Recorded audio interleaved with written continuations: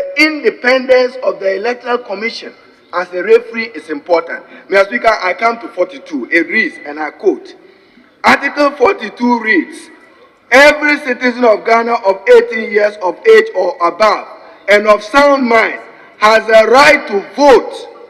And Mr. Speaker, the emphasis now is mine, and is entitled to be registered as a voter for the purpose of public elections and referenda.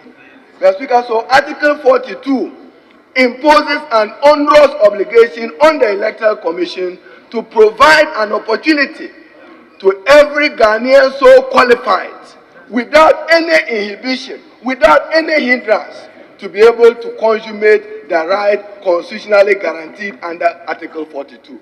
Mr. Speaker, for the record, 2020, 2021, 2022, 2023, Ghanaians who have attained the age of 18 years have been denied the opportunity to be captured as registered voters. This is a constitutional wrong.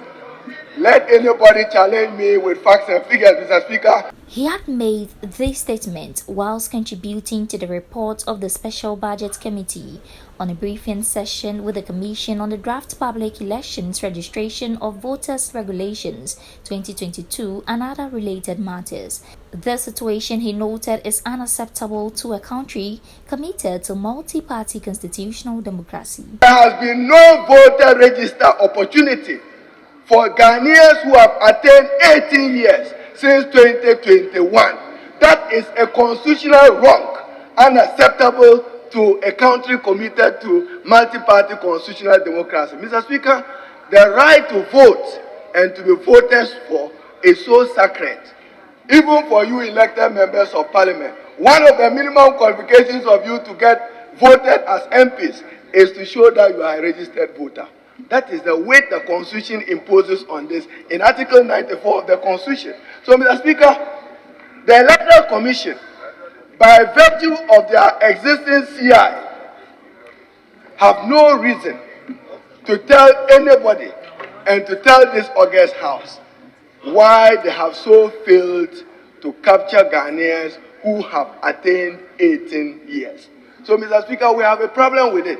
One would have expected that the Electoral Commission will make a formal announcement. Indeed, Mr. Speaker, if this country is committed to mainstreaming IT in our public national life, it should be a matter of daily occurrence that anybody who attains 18 can voluntarily walk to any office of the Electoral Commission to be captured as a registered voter. The EC's new CI makes the Ghana card the only identification document to be used to guarantee citizenship and the establishment of district offices for registration. So, Article 45, the Electoral Commission shall have the following functions. And Mr. Speaker, they have a duty to undertake programs for the expansion of the registration of voters. I'm quoting 45E in particular for our purpose. So, Mr. Speaker, when the EC introduced this particular regulation, two important observations was made by the Committee of Special Budget.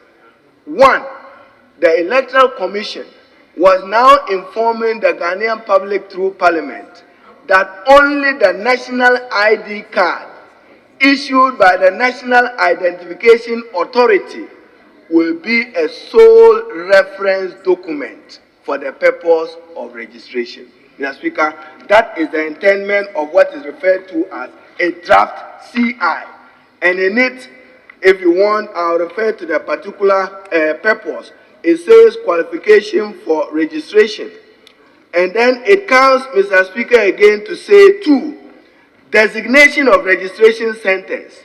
And again, Mr. Speaker, our committee found problems with the designation of the registration center. It says a district office of the commission, a district office of the commission, or any other place that the commission considers appropriate.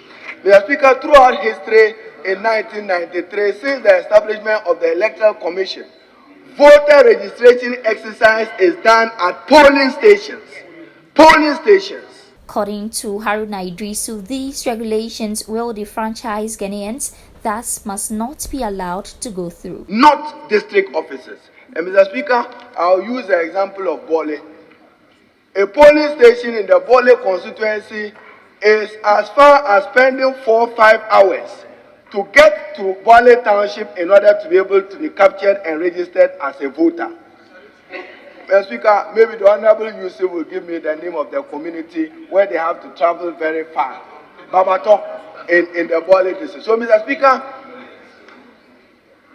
you have to travel almost 80 kilometers to travel. So, for the Electoral Commission to designate only district officers is problematic for us constitutionally, is problematic for us administratively, is problematic for us for voters to identify.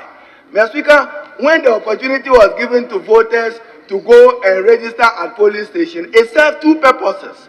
One, they know where to go and verify their names.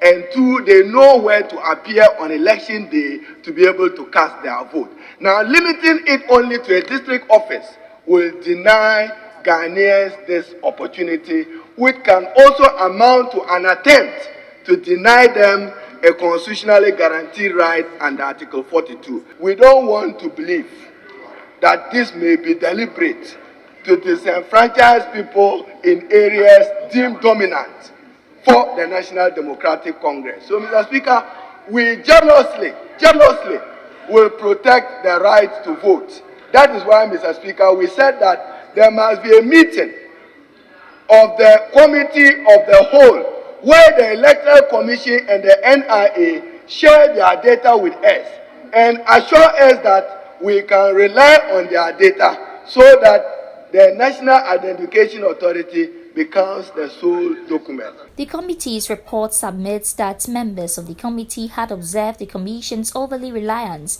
on the NIA and therefore draws the attention to the laws that establish the Commission and further sets out its mandates, which do not immediately link NIA into Ghana's democratic process, and therefore the Commission is to take responsibility and reduce the attempt to make the NIA's operation a part of the process.